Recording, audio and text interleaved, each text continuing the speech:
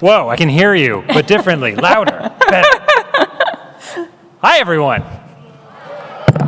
How's it going? You guys want to learn about Nintendo? Can we get our slides on the screen? Oh, we have them on the side. Great. Yeah. Okay. We're flanked.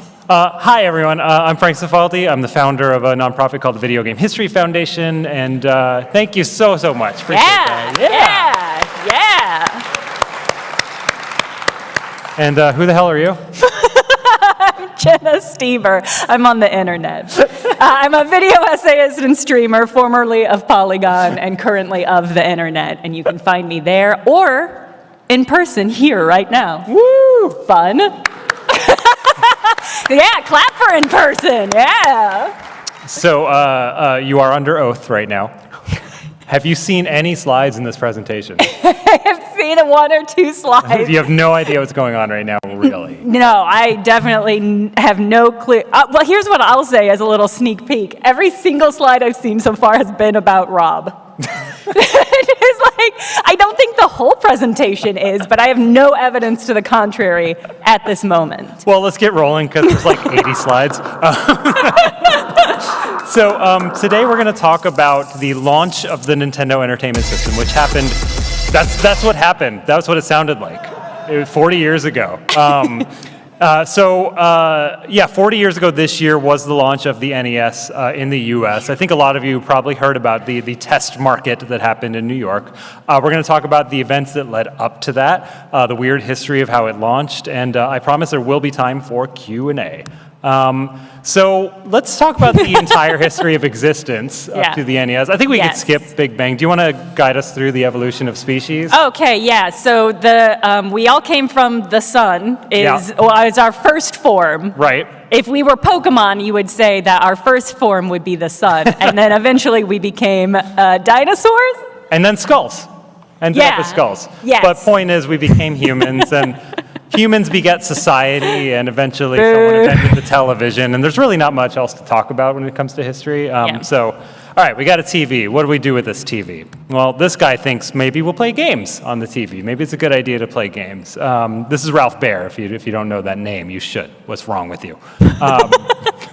Ralph had some ideas. Not all of them were great. He thought maybe a video game was pumping water into a bucket with a pump. I mean, I've played Indica, so it is kind of... Yeah, Indica, my game of the year that year. Yeah, Indica. But he had some good ideas, too. This was his best one, probably. Sort of a table tennis simulation. So this idea evolved into what became the first video game console. Do you know the name of the first video game console? Pong. No. This is the Magnavox Odyssey. But here's this guy. This guy's Nolan Bushnell. He wouldn't spring for the Getty license. I'm not paying Getty. No, that's totally fair. You really shouldn't. So Nolan got a glimpse at this game, and he thought it was a good idea, and he thought, hey, that's actually my idea. So yes. My idea now. So Nolan Bushnell starts a company called Atari. They release a game called Pong, and that is the first, arguably, video arcade game, which spawns an entire industry of Pong-like games. What's your favorite one? Ooh, Gomp. You like Gomp? Yeah, I love Gomp. I'm a fan of Crash by Video Games out of Germany over there. So Atari decides, okay, we'll bring the Pong arcade game home, kind of full circle, back to Ralph Baer's invention, which kind of spawns another home industry of play-alikes of the Pong. But eventually, I'm obviously narrowing down our history. Oh, are you? From the Big Bang, you're kind of, would you say you're funneling us towards maybe a point in history? I am. So Pong clones, of course, eventually evolve into this concept of, hey, maybe game consoles should have interchangeable games, right? Maybe we can have different games that you buy separately that are contained on their own ROM chips. Atari didn't technically invent this, but there were multiple companies doing this. So Atari didn't really have the money to launch this thing, so they sold the company to the Warner Brothers and their sister Dot, and launched what we now know of as the Atari 2600, the home console, which was part of a larger movement of home consoles in the 80s. Meanwhile, in Japan, a company called Nintendo. You heard of Nintendo? A little company called Nintendo. Yeah, let's get a woo if you've heard of Nintendo. That was fewer than I was expecting, but I get it. It's not a crowd interaction panel. So Nintendo sees what's happening, and they get into both the arcade and the home industry in Japan. At this point, they're just kind of doing kind of Pong-y games, and that arcade game is actually an Othello game. The chairman of this company hires his son-in-law, because nepotism, to run the American division of Nintendo. And Nintendo of America at that time, in the early 80s, primarily what they did was they took Nintendo's arcade games and they marketed them here, and as well as the Game & Watch, these tiny little handheld guys. But in 1982, they have a massive hit, this Gorilla game. Whoa! Anyone want to woo Donkey Kong? Can we get some donkey woos? I'm taken, so I won't woo him. They should make a new Donkey Kong. I don't know. Is anybody even into him anymore? I'm kind of more into this little guy at the bottom. Yeah. Donkey Kong, huge hit. So Nintendo doesn't have a home presence at this time other than, Game & Watch. So they licensed Donkey Kong to other companies, including Coleco. So Coleco has the home rights for their ColecoVision console and any other console, as well as what was called the handheld rights. So this is arguably a handheld unit, which kind of leads us to this weird situation where, like, the video game console Power Rangers come together to sell Donkey Kong back to you. But that's Coleco. Back to Atari. Atari actually has the home computer rights to Donkey Kong as opposed to the home console. There was a distinction there. As this is going on in Japan, Nintendo goes, hey, maybe we should make our own interchangeable cartridge system. And that finally brings us to today's presentation. Don't forget to unmute your computer. Well, thank you, but it's not time. But okay, my bad. I'm sorry. I was excited about the audio-visual part. All right.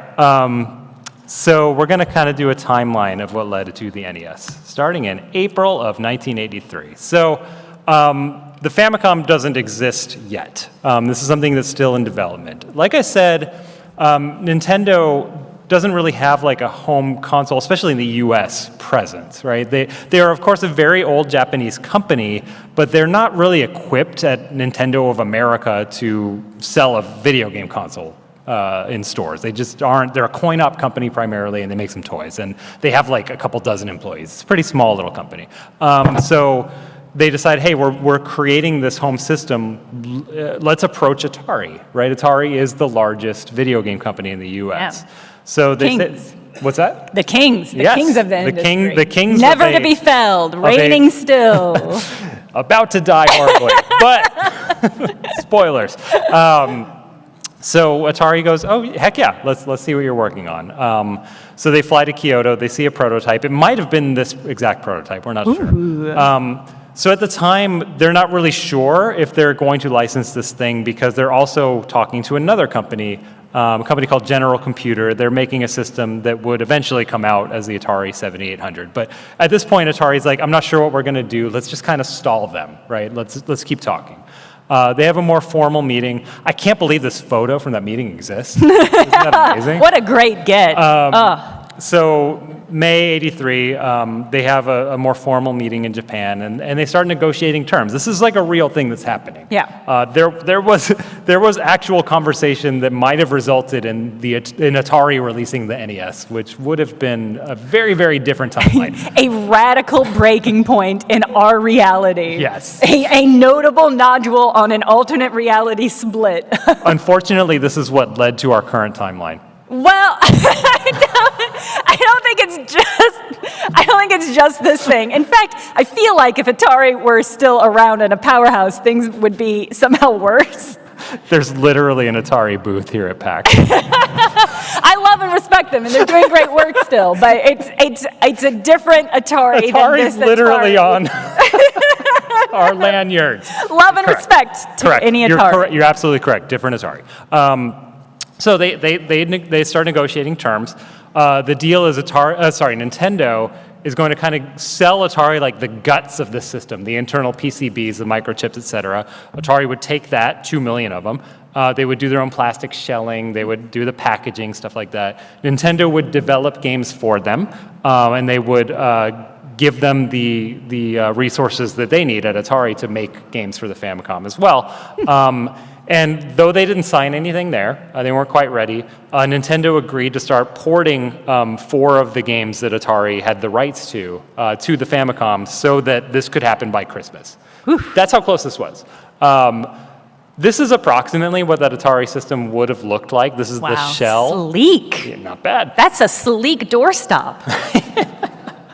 This was the system that, the shell that they were attempting to fit the Famicom into. They did actually end up shipping a product using this shell. It's called the 2600 Junior, if you look it up.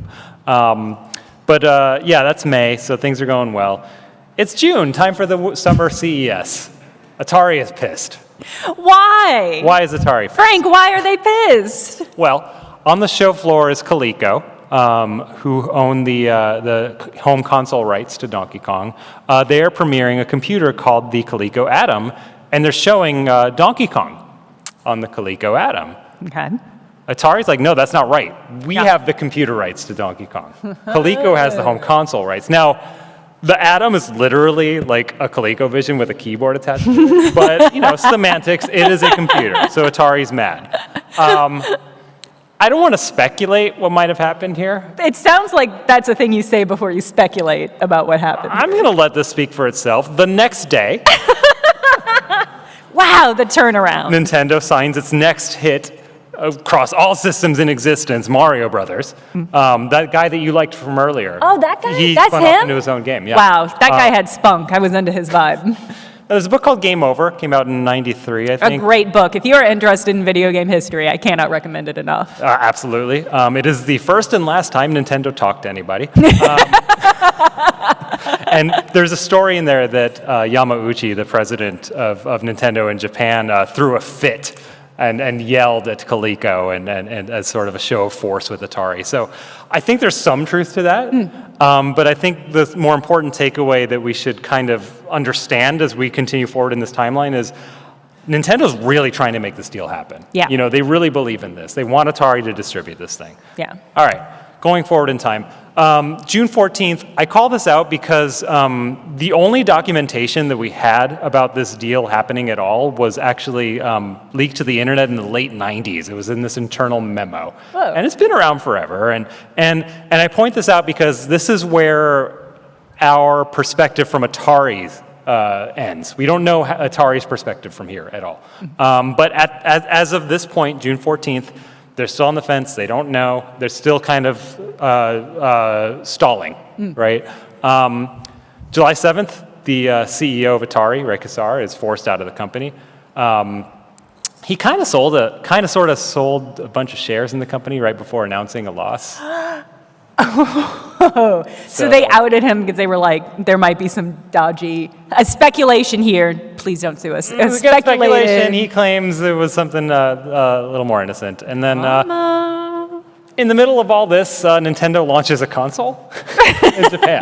So they're a little too busy to kind of play with Atari here. But somewhere around here, they start going, I don't think these guys are serious.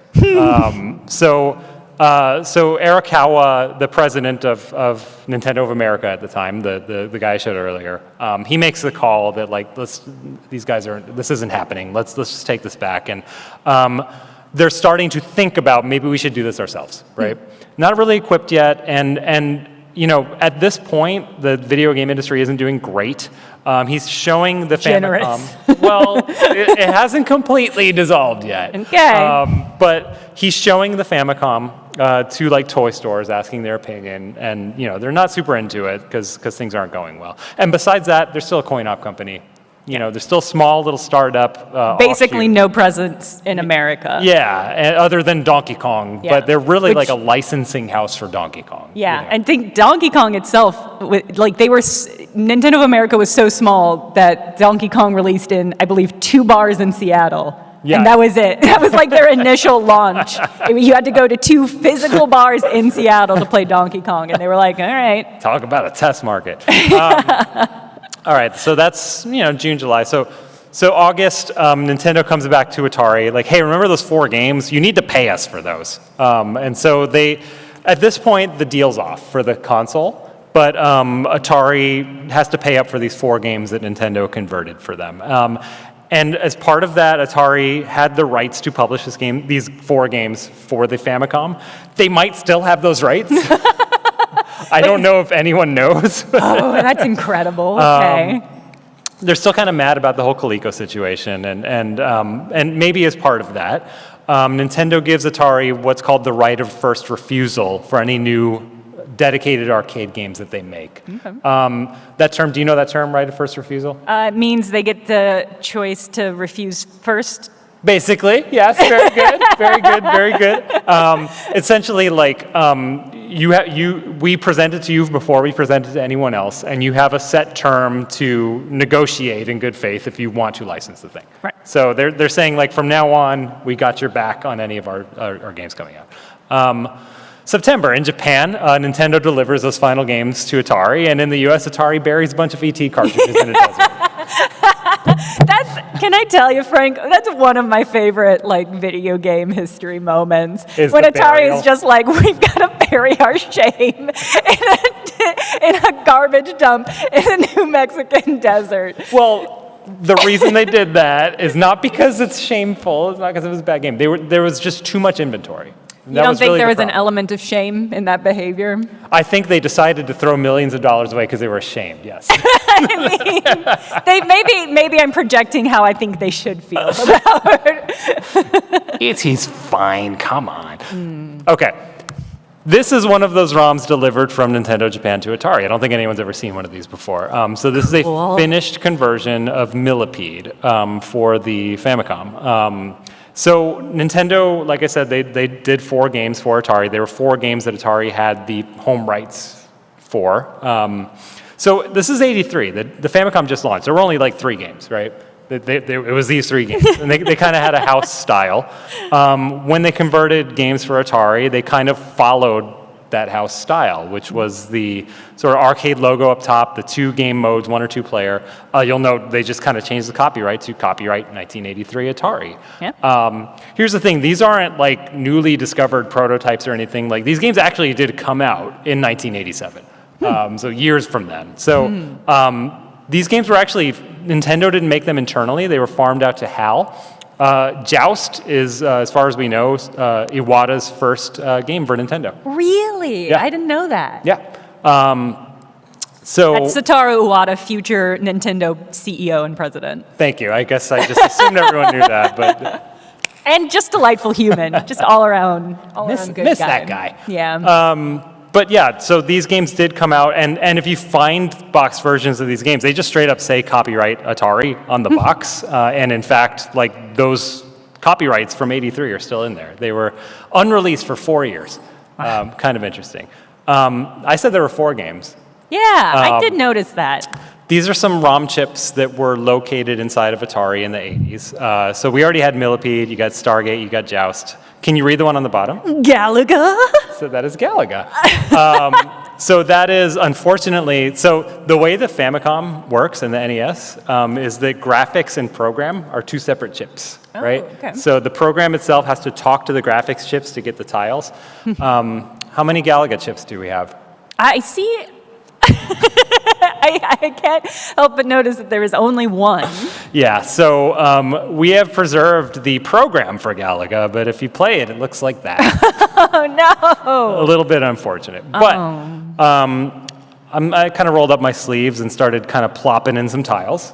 Looks Okay. approximately like this. It's I can give you a quick gameplay demonstration. This is where the audio comes in. Yeah, world any debut Galaga of fans? Galaga by HAL for the NES. So we're going to watch me play Galaga for the next 30 minutes. Is there anybody in the audience that is like genuinely a Galaga head? Yeah?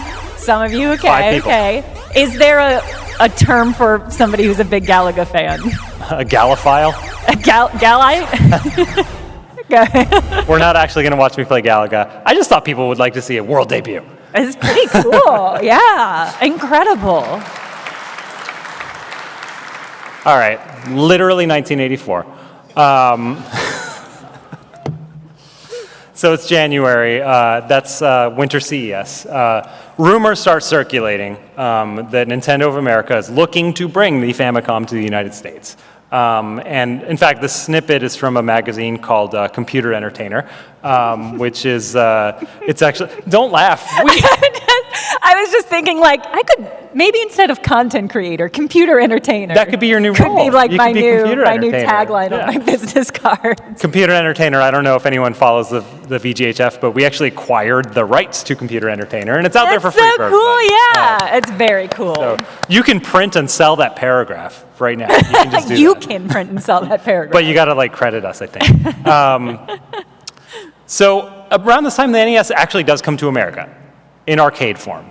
So this is the VS system. Yes, it is pronounced VS, and it stands for Versus, but it's not pronounced Versus, it's pronounced VS. Great. So yes, the home video game industry crashed.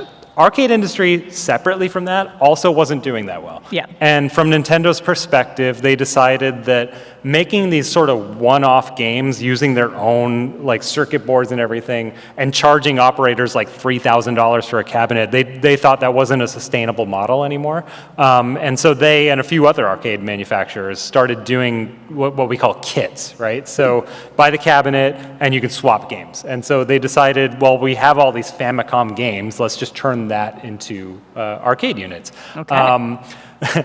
Kind of a unintentional, I think, downside is that there was nothing for Atari to first refuse anymore because they were just home games.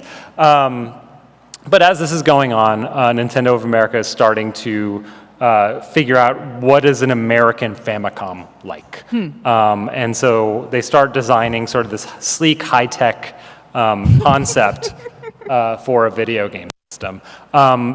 There was this hot new thing at the time called the VCR. Oh. People were really into the VCR, and so they kind of like took inspiration from that. Okay. You'll notice the thing says infrared controllers. They were going to ship wireless controllers that were like VCR remote controls. Whoa. Terrible idea in 1985. Don't do The that. tech might not have been there quite yet. That's cool, though.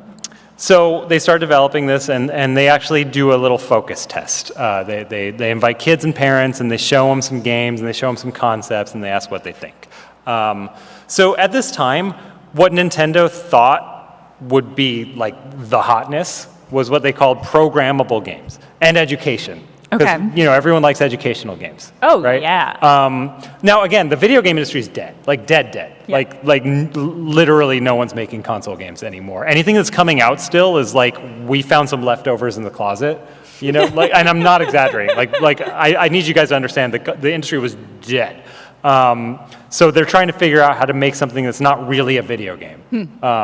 And so this was their idea, like programmable games, right? So the focus test, they were really excited by the idea of a programmable game, but the reality of what they showed them was, has anyone played Excite Bike in the audience? Yeah, a few people, yeah. Okay, so you remember in Excite right. Bike, you could kind of make your own track. So you could be like piece A and then piece 17, then that's what they considered a programmable game. So they would tell people, you can make your own games, and they show them Excite Bike, and they'd be like, oh, really, that's it? What they expected was that they could like draw their own characters and shoot them. I mean, but it is arguably kind of prescient for like modern games, which are like Absolutely. so many of them are like build your own levels. Like it in a way they were right. No, they but were right. It was just maybe the framing of it wasn't quite there. We weren't quite at Mario Maker yet. No, We didn't not have the quite technology. yet. He was still Jumpman, so Jumpman Maker. Jumpman Maker. He was Mario. Mario Bros. Came out, remember? You're right, We discussed this, Jenna. You're right. So the sort of temperature read they got was that kids were, still into video games, that they were bored, they were going outside instead. And it's really because, like, there weren't a lot of new games coming out, or really because there was no video game industry. I pulled this quote on the bottom here, which is, I'd buy one if I had $500 because I'd still have $400 to spend on something else. Focus tests tell you the truth, whether you like it or not. That's so funny. So as part of this focus test, they float some names for a system to the people. So here's 3 through 19. Okay. Tag yourself. I'm the Fun Factory. I'm Apogee. Wow, Dream Machine's really good. You like Dream Machine? I love Dream Machine. I like Family Computer. The Famicom. Fun Factory, Fun Machine. There were some better options. I mean, I will say, much love and respect to the NES. Yeah. It's not a particularly exciting name for a console. Nintendo Entertainment System. It could have been Dream Factory. Dream Factory. Or CVS. Or CVS. It could have been CVS. Yeah, you're right, Frank. So the Imagineer. That's like a guy who would have a rocket pack. Absolutely. That's great. Yeah. So what they decided on was actually the number one is what they went with, which is the Nintendo Advanced Video System. So you see it here. Still. The fact that it was number one kind of gives the vibe of, I'm tired of looking at this list. Whatever number one is, let's roll with it. All right, but that was number one. And I told you number 3 through 19. Okay. You ready for number 2? Yeah. No! Oh my God. Pretty good, right? Okay, but do you have a list of what they would have called the Sega Genesis? I don't, sorry. Oh, man. All right, January 85. The public debut of the Advanced Video System, now christened by the focus group. I don't know that they actually pulled the name because of that. It was 2 months later. But so Winter CES in Vegas. So back then, this was, I was going to say before E3, but we don't even have that anymore. But like, at the time, there were basically 2 consumer electronics shows a year. There was the January one in Vegas. There was the June one in Chicago. January is when you're like, here's our crazy nonsense ideas. What do you guys think, right? And that would kind of get a temperature gauge on what they should like pursue further development on. Okay. And then the June show was more of the like, okay, place your orders, right? Like here's the actual finished product. So Pie in the Sky show, you can see an AVS down there on the right. There's someone playing it. The AVS was smoke and mirrors. That is not a playable system. I actually talked to the engineer who set this exhibit up, and what he told me was that they actually imported what was called Sharp Famicom TVs. There were these TVs that had a Famicom built in, and he just built a bezel around it and put a little box in front of it. That's so funny. Yeah. This was the AVS. They went all in on the stuff, right? Like, again, they're trying to say, no, this ain't video games, it's something else, right? Right, yeah, it's a keyboard, it's also a keyboard. Yeah, yeah. 2 kinds of keyboard. Yeah. They have a wireless gun thing that they called the Light Wand. You like Light Wand? Okay. Love Light Wand. Okay, try this one on for size. They have a typing keyboard. There's reference to it being called the Dream Board. Yes. Oh my God. You like the Dream Board? Are you kidding? Yeah. Right. And then that little guy in the middle, that is a cassette recorder. Okay. So that when you program your Excitebike tracks, you can save them to Oh my cassette. God, and like send them to your friends. Yeah. Like check out my Excite level. Oh, that's good. Okay, some of you in the audience played Excitebike. Did you ever try to save your track? Doesn't work. You can save it, and like it flashes, like it saves. Nothing saves. Wow. It's trying to talk to that tape player. It doesn't exist. Yeah, it did exist in Japan though. Wow. So this is a actual press kit that was given out to members of the media at that show. I didn't think any of these survived. We just found one like 2 months ago. Cool. Yeah, this was in the basement of Roger Sharp. Roger Sharp, who, if you watch that movie about, I think it was called Pinball. Like Roger Sharp's the pinball guy. He's the guy who played pinball in a court to show that like it's a game of skill, not a game of chance. He was also a member of the industry and reported on games. And I say this in the positive way, a hoarder. And, found You would this in his say that. basement. As an archivist, you have a gentle... hoarders. Yeah, exactly. What a get. What a cool thing to have. I swear to God, like, it was in a moving box that was taped up in 1989 that I opened. I assume the tape just disintegrated into dust when No, you the touched tape was it. okay, but Yeah. inside the box was literally like his show bag from the show, and I went to pick it up, and that disintegrated. But then I got the stack of folders out, and inside was the AVS kit. That's incredible to think that he got back from the CES and was just like, He just put it in a plop, box. plop, tape this up Yeah. for 30 years. Yeah. Incredible. How many? 40 years. That's 40 right. years, Frank. Okay, like I said, June's the real show, right? They finally have the NES, sort of. This brochure is kind of the missing link in the evolution of the I'm just excited of the to see species. Rob, sorry. Oh, you're excited for Rob? Yeah. That's Rob. That's a good observation. So again, Nintendo's trying to say we're not a video game, we're something else, right? The sort of high-tech thing, trying to talk to electronics stores primarily, that's not quite working for them. So they're like, okay, let's kind of revert to toys, right? This is a toy system. We got a robot, and so. Yeah, they announced it at the show. It still looks like the AVS in the brochures, and they're still not committed quite to introducing this, but they're talking to everybody. They're talking to retailers. They're talking to Mattel and Coleco are like, don't do it, you guys. Like, I almost died, man. Don't do it. Toys R Us actually is maybe the first champion of this thing. Toys R Us sees it and they're like, I want it now. Like, let's go national. Let's just do this. They're like, whoa, we're not ready. There's like 20 of us. They do another focus test because this is what you do, right? I'm peeking ahead to the rest Straight of up, this nobody bullet likes the point. robot. Nobody likes Rob Nobody except likes for Rob. Jenna Steber. He's a little robot friend. I mean, I wouldn't have had him growing up. Absolutely not. No chance. So If I had $1,000, I would buy one and have $900 left. So kind of like the concept of programmable games, they tell people there's a robot, and they go, ooh, robot, I like that. And then they actually give them Gyromite, and they're like, I don't like this. But parents do kind of admit that the robot might actually entice them into buying it, because that might be a thing. That's all the robot needs to do. And at this point, based on the feedback and based on just not liking Rob, this is when Nintendo decides when they package the thing, they're going to include the gun and Duck Hunt as well, because just shipping Gyromite would have been awful. This is an actual quote given under oath by Nintendo's VP of sales at the time. This was something told to him by the focus test group. Didn't go well. No one with these results has been stupid enough to introduce their product is damning. Yeah. It's so funny. They were wrong, though.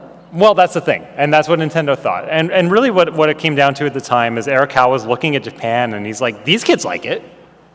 I don't think American kids are that different, right? Yeah. I think we're just focusing too much on these focus tests. So they start actually going, okay, we're going to bring this thing out. Now, the NES is not a copy-paste of the Famicom. There's several new things that have to happen. So they're re-engineering this in Japan to meet the needs of the American market. The Nintendo has to pass what FCC regulations. I don't really know what that means other than like metal shielding has to be there to prevent leaked radio waves or something like that. I don't know. Sure. That sounded pretty good. Yeah, that sounded believable. Another thing is that the Famicom had stationary controllers. You couldn't remove them.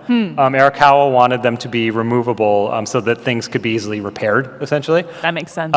He also wanted to add audio-video cables, composite cables, because Famicom was just the screw-in RF, because he just thought it was a better-looking video signal. They wanted sort of a more premium product. He thought it is literally a better video signal. But maybe the most important thing is what's kind of on the bottom right here. That is what's called the CIC chip.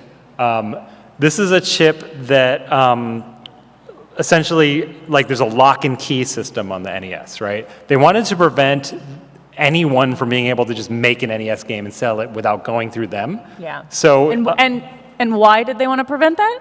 because the entire industry just crashed because there were too many games in the market.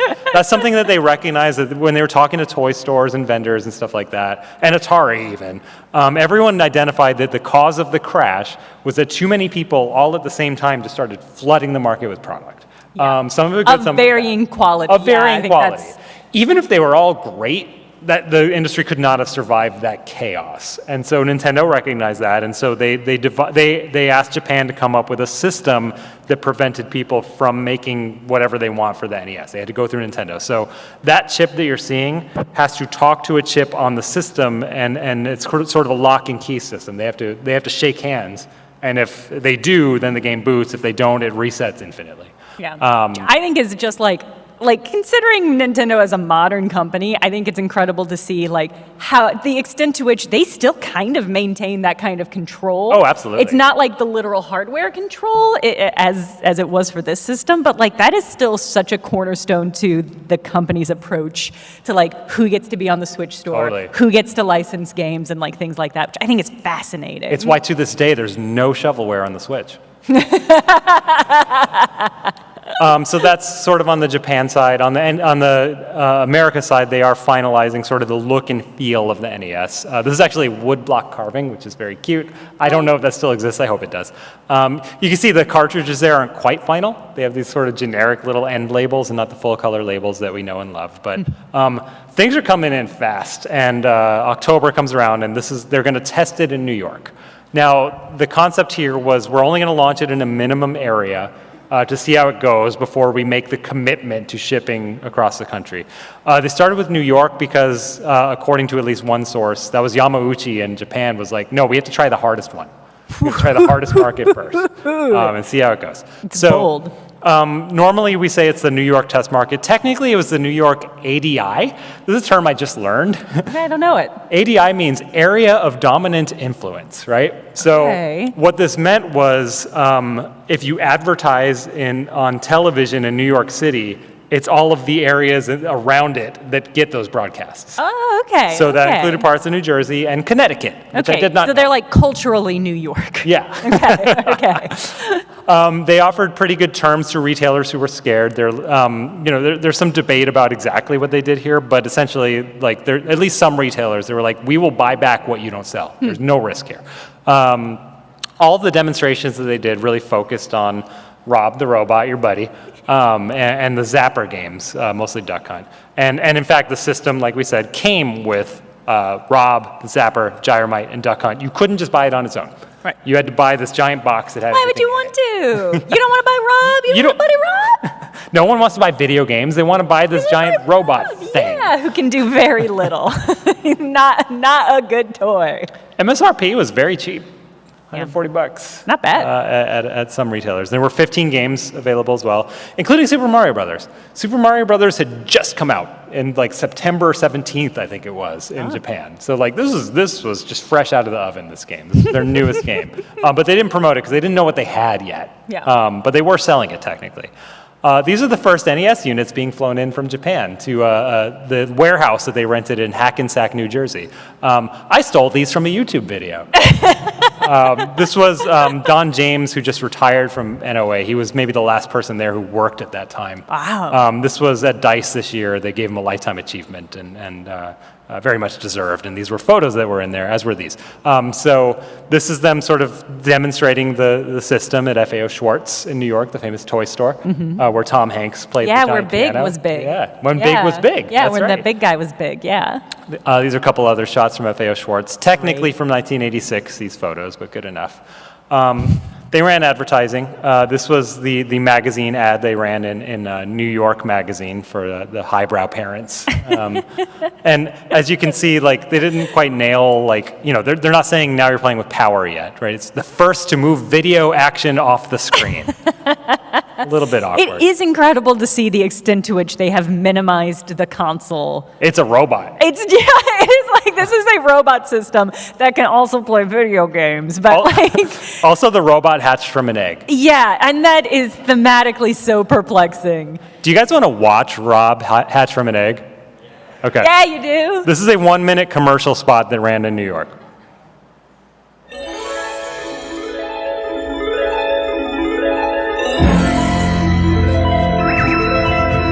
Will it be you?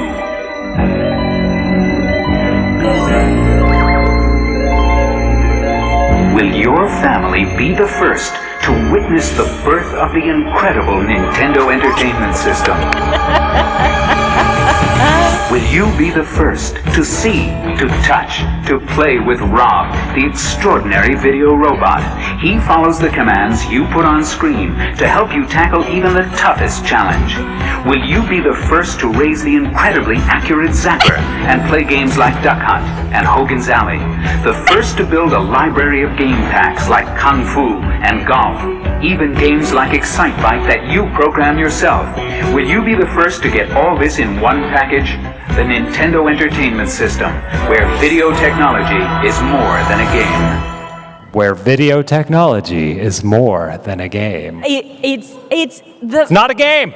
The vibes of the first half of that commercial are so like alien. Yeah. It is, I mean, like the movie Alien, like the splitting of the egg and like the light ominously coming out from it. It is sinister. Yeah. I really like it. They ran another commercial where Rob like came out of someone's stomach. Real? No. So this is a true. Frank. I also noticed everybody got to play the game except the mom. So that's a shame. Because I know moms were out there playing this game when their kids were at school, obviously. So here's some newspaper ads from retailers that were selling the NES. You could have bought it at Macy's, you could have bought it at Toys R Us. I don't know if you could see, they're both calling it the Video Robot Entertainment System. I love it. I love it. I love the extent to which, because we take for granted the phrase video games now, but video games as like the standardized term for all of this mess, it came pretty late. It came pretty late in the industry. This is an advertisement from Brick Church, not a retailer I've ever heard of. Brick Church. They may have been the first retailer to sell the NES. I have some reference to that in material that we have, and it was maybe at this show that they had at Giant Stadium, where you could chat with Nintendo's 5-foot-tall talking robot. What was it though? Because it wasn't a 5-foot-tall talking robot. We literally don't know. No! This is lost media. That drives me crazy.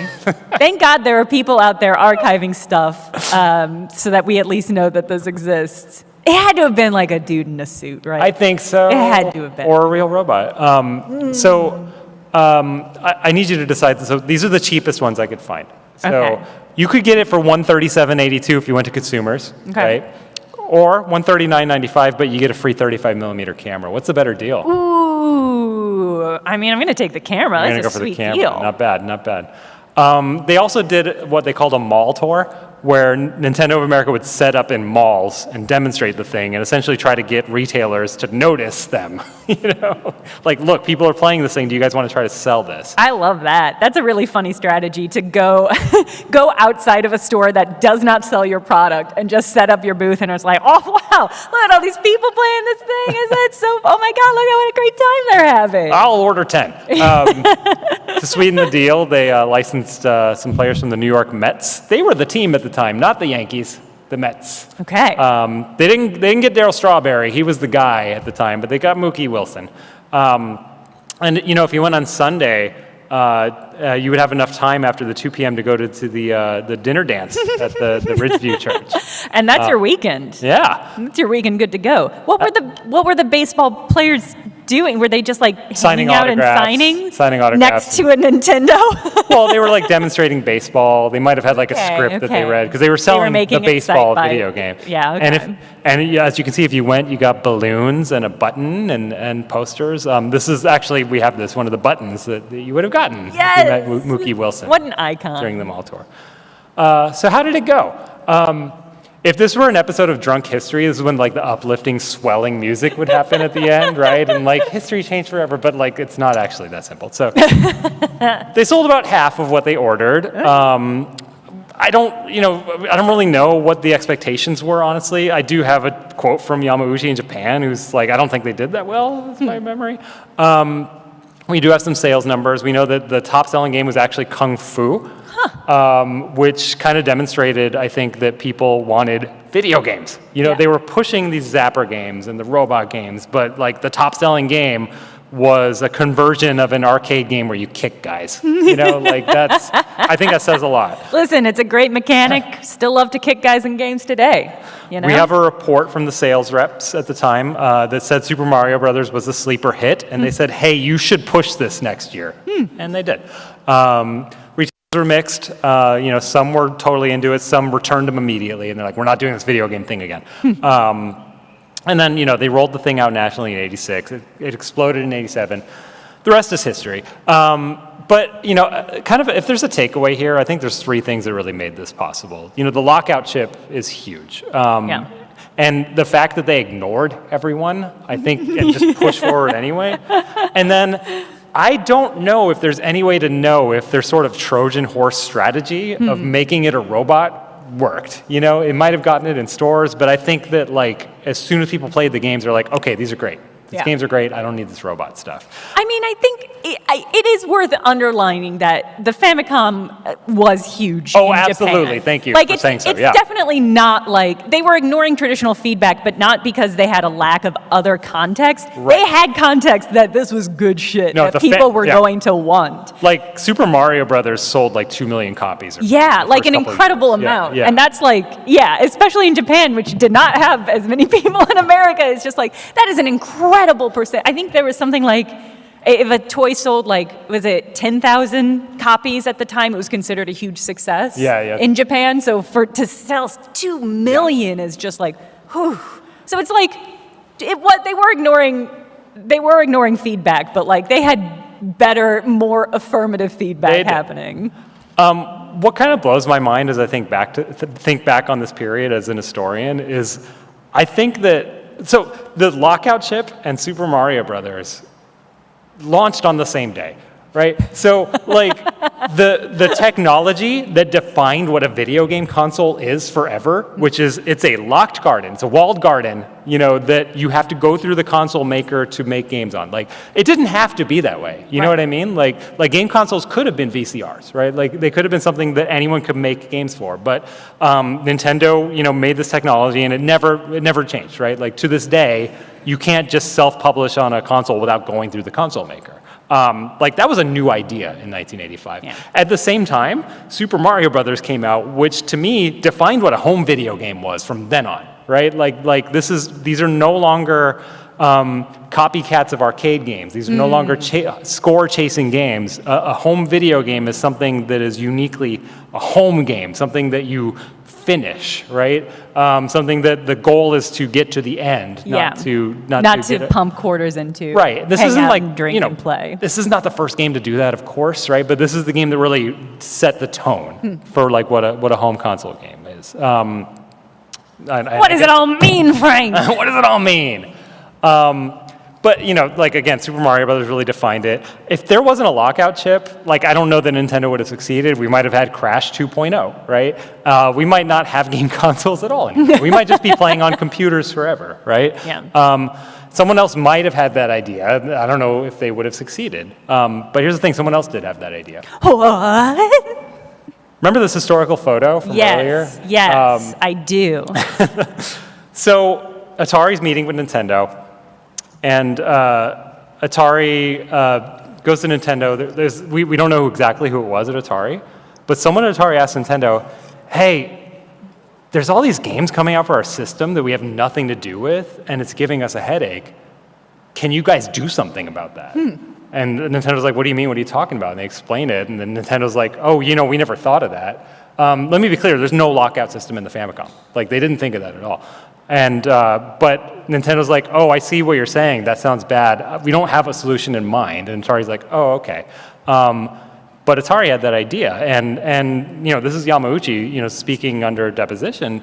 After hearing what Atari said, we came to the conclusion that we're not going to sell games in the U.S. unless we can develop a security system. That's fascinating. So this is extra fascinating if you know your Atari history. So Atari ends up becoming essentially a licensee for the Nintendo. They make games for the NES officially until they don't. So Atari decides we're not into Nintendo's limitations. Nintendo's only letting us make 5 games a year. We want to make 1 million games a year. We want to flood the market with games. Yeah, ourselves. what a great idea. Floods are such a good idea, and that's why we call them floods. I'm oversimplifying, but Atari really did want to control their destiny, right? And they defeated the lockout chip, and Nintendo sued them for it. I'm not. This is its own panel, honestly. This thing, but it's lasted for like 5 years. They ultimately settled. We don't know the terms of the settlement, but this court case really was the final nail in the coffin of video game consoles being open systems that anyone could make games for. And it's generally accepted that Atari games didn't really come out ahead here. And so, in a way, I think Atari created its own monster, and that monster probably saved video games. That's an incredible conclusion / thesis. Thank but you. I think I have to agree with you. Like Atari, they had all the tools, they had all the access, they had all the skills and the hardware and the software and the systems, but they did open the gates that caused the flood that destroyed the video game market in Not on America. purpose, they just didn't think of it. They didn't think of it till it was too late. And that's absolutely fair. Video games were so new as an industry at this time period. It's like, you couldn't have anticipated that this would have happened. And like all of the knockoffs and all of the rip-offs and all of the just like varieties of games causing like consumer confidence to drop is something that you couldn't have guessed. But it is also interesting because it's like all of this is still impacting the way that games are made today. Absolutely. Yeah. In every way. And it's just like incredible to think about what had happened if it hadn't have crashed. We have 8 minutes and 55 seconds for questions. If anyone wants to line up to this middle part. In the meantime, I'm going to give a little pitch. The Video Game History Foundation is a charity. And if you like what we're doing, if you like this presentation, please support us. Or go research stuff for free in our digital library. You are in our video announcing the digital library. Thank you again for that. You're welcome. And go follow us on Blue Sky. We're not on that other thing anymore. Thank you so much, by the way. Yeah, let's...